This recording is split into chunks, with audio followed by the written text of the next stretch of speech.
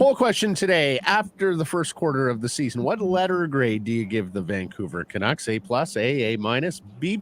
Reply with other if you're so inclined. Vote at Sekeres Price on Twitter and YouTube. Here he is, Rink Wide's Jeff Paterson, our Canucks reporter, fresh off covering the game in Denver last night, a 5-2 Canucks loss. Jeff, how are we? I'm all right. Canucks taking on a little water for the first time this season, but still a heck of a hockey game. Like, I really enjoyed the first period. I thought was terrific, back and forth, trading chances. Second period got bogged down with some penalties, and then much as it was on Saturday against Seattle, and really even if you go back last week, the Calgary game, remember they were close late in the second period in Calgary, and this team that has been able to summon offense all season long right now is struggling to find that next goal. I mean, it was a 2-2 tie after 2 against Seattle on Saturday. They end up losing that one to the Kraken on home ice, and there last night 2-2 going to the third. They're very much in it, and then they give up the early one in the third period, and that started, pun intended, the snowball coming down the hill on the Vancouver Canucks, and they lose 5-2. So, one win in 4. No panic here, especially with all the equity that they had built up earlier in the season. But this is officially now, I think, their first slump of the season. Texting with Blake last night, and I know you guys covered in Rink Wide, but it was just great having that big game feel back, that crackle, that energy, the pace of the game, superstars everywhere you looked. I was at my daughter's on the broadcast, bringing the level up. I was at my daughter's game, and multiple dads had the earbuds in, and they were watching their kids, but also watching the Canucks. They didn't want to miss this one. Just fun stuff, and of course, a litmus test in the West. Colorado, one of the best. Colorado and Vegas, right? Like that's who you're going to have to get over in the West here over the next few years.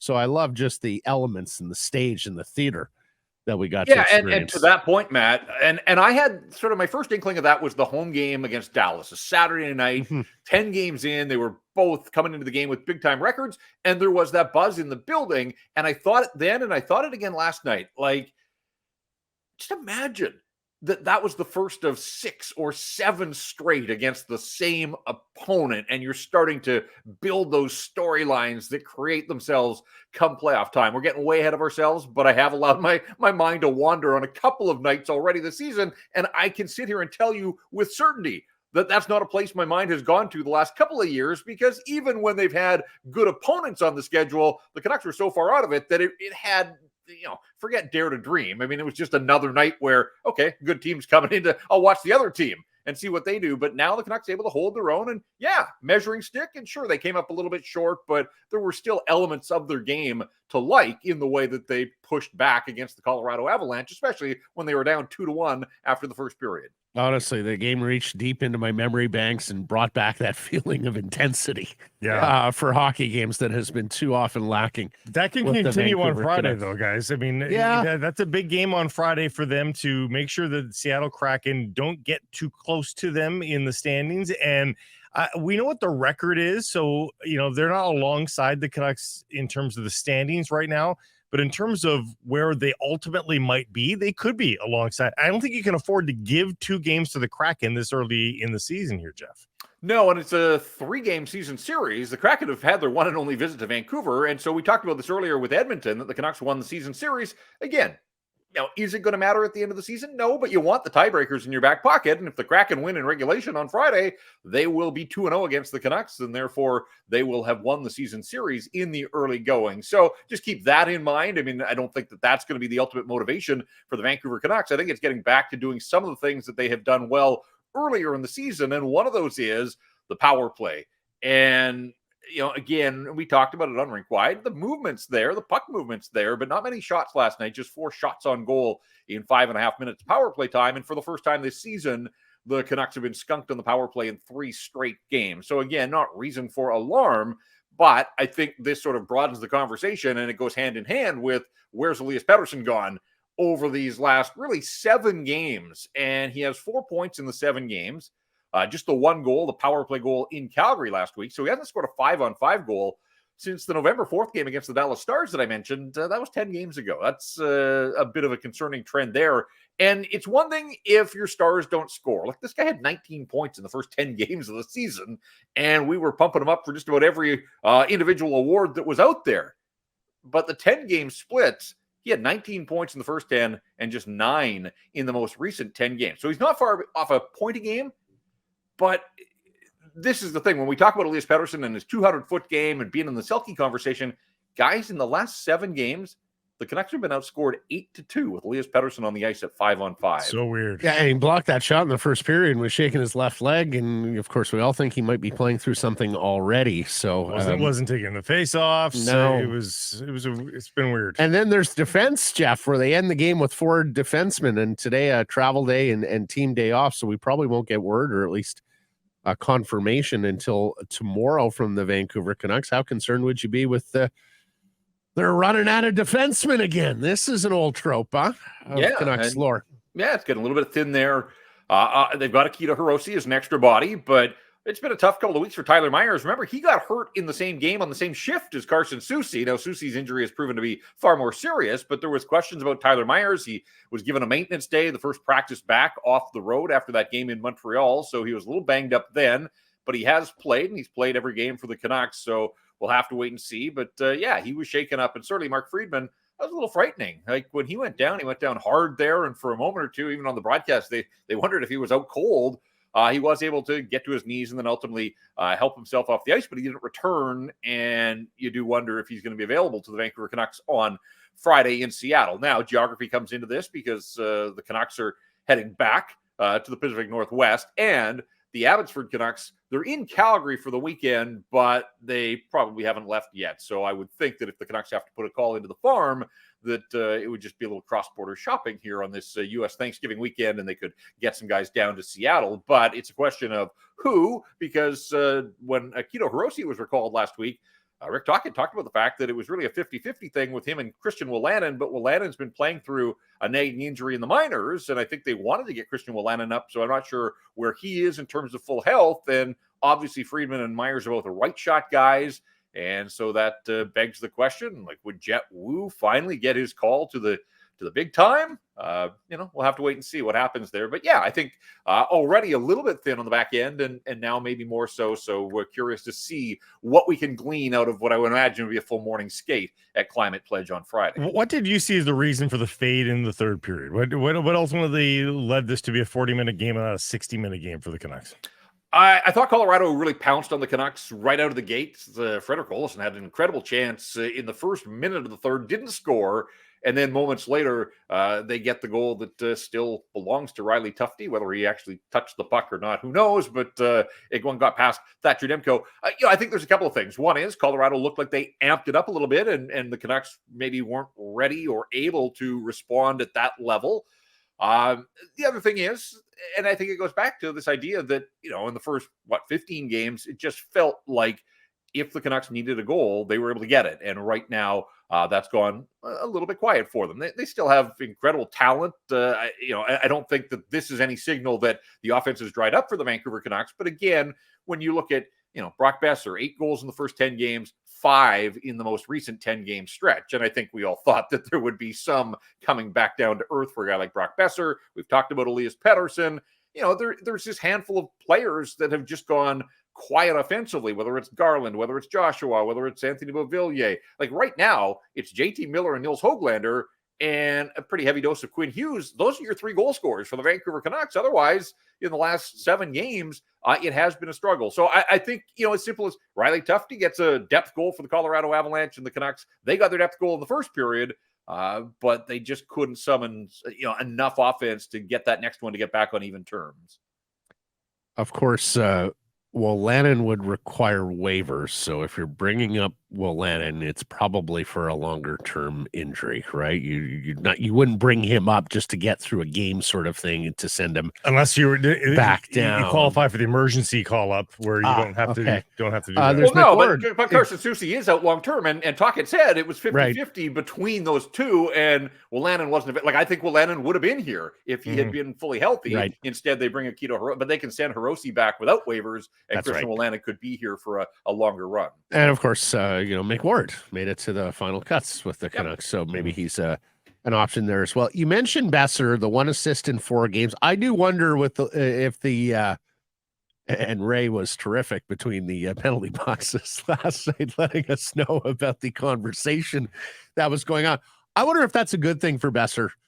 To have a little fire in his belly here going forward after an emotional game, because he doesn't tend to get into many emotional situations on ice, but it was great to see him fired up. I do wonder whether that helps reignite him here a little bit. Yeah, look, I thought Josh Manson deserved a penalty, but not a 5-minute penalty. But the call was the call, and they reviewed it, and whatever. But it was funny because when Boeser was finished with his penalties, his next shift out, there were actually some boos from the crowd. And I was thinking to myself, I don't think Brock Boeser has ever been the villain in the National Hockey League. Like, ever. For what reason? Yeah. Yeah, I mean, likable for Canuck fans, but I think he's likable around the National Hockey League. And so, yeah, a little bit of a different role for him. Hey, whatever it takes. JT Miller is scoring at an incredible clip right now. Boeser has trailed off a little. And obviously, the other member of that line has sort of fallen off the map and fallen off that line now in PDG. And we saw Anthony Beauvillier again get bumped up from time to time. And I wonder if it is time now to start a game with a bit of a different look there. So that was going to be my question to you, Jeff. Is it Beauvillier time? Is PDG worn out his second line utility, at least right now? I'd say yes to the second part. I wonder if a guy like Nils Höglander deserves the promotion as well with the way that he's playing and battling and ultimately producing. It's funny, though, because who would have thought that you would say, well, you don't want to break up maybe the most effective line that they've got right now. And that is Lafferty with Höglander and Beauvillier. And they were terrific opening the scoring with the work that they did on the forecheck and the board battles and ultimately getting the puck to the front of the net. And it's funny because Anthony Beauvillier, and I've got a piece coming out at Canucks Army here today. I had a good chat with him on Tuesday before they left on the road trip. He's got 2 goals in 20 games, and they both came in the one game against San Jose. Not enough. Not in nobody's world. And he admits it. I mean, 2 goals, 20 games in for a guy making 4+.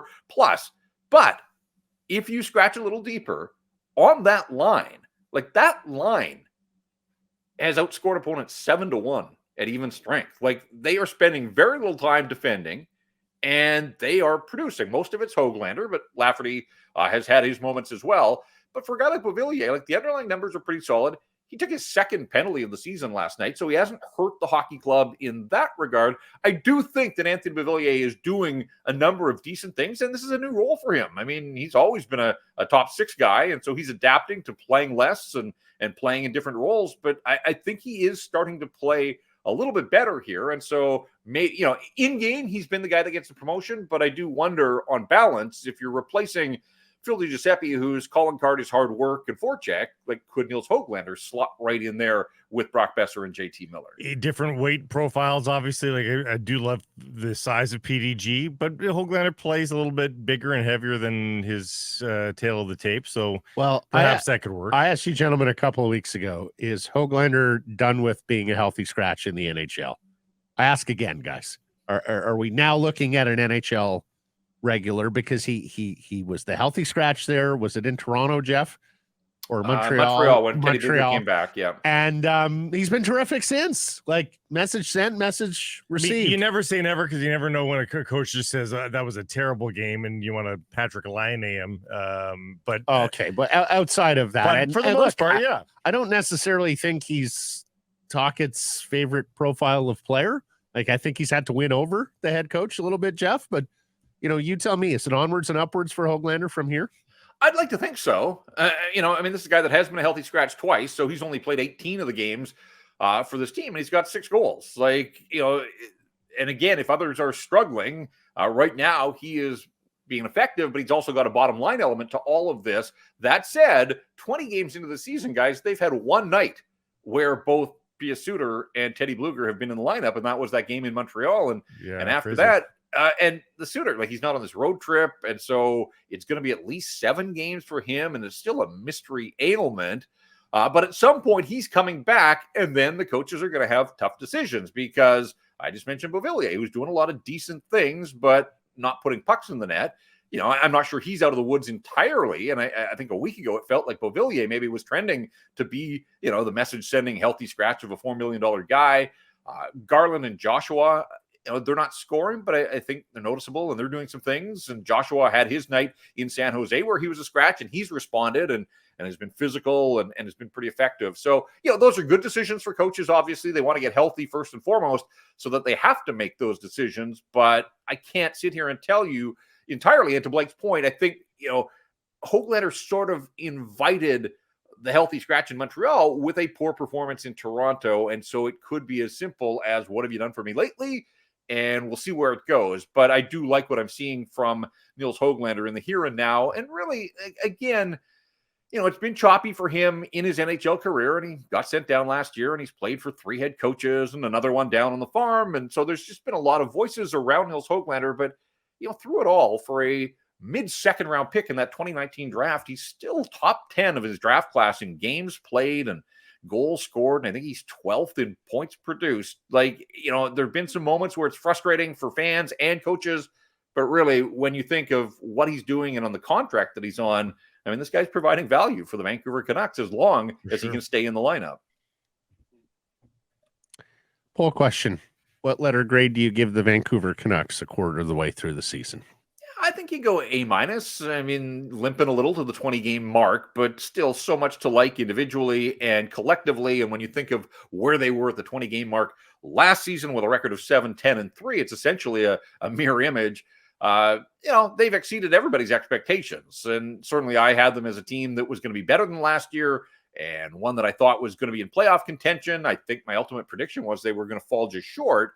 Well, here they are, with a cushion above the playoff bar, U.S. Thanksgiving. I mean, they absolutely have put themselves in position to end the playoff drought. There's a lot of work still ahead of them, but I think from management, bringing in players like Lafferty and Casey DeSmith and even Mark Friedman, I mean, their most recent deals have all stepped in and helped this hockey club. I think the coaching staff has pushed just about every right button.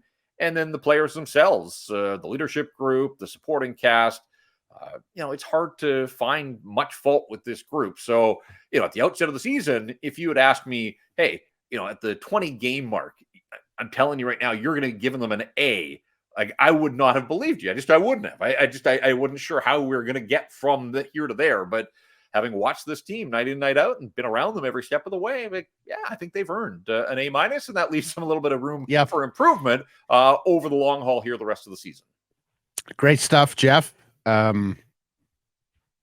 We'll be listening to Rink Wide tomorrow and through the weekend. Were you just giving him a thumbs up? I was giving him a thumbs up. Much appreciated. Okay. Yeah. Well, always good to get a thumbs up. Well, there you go. The Blake seal of approval.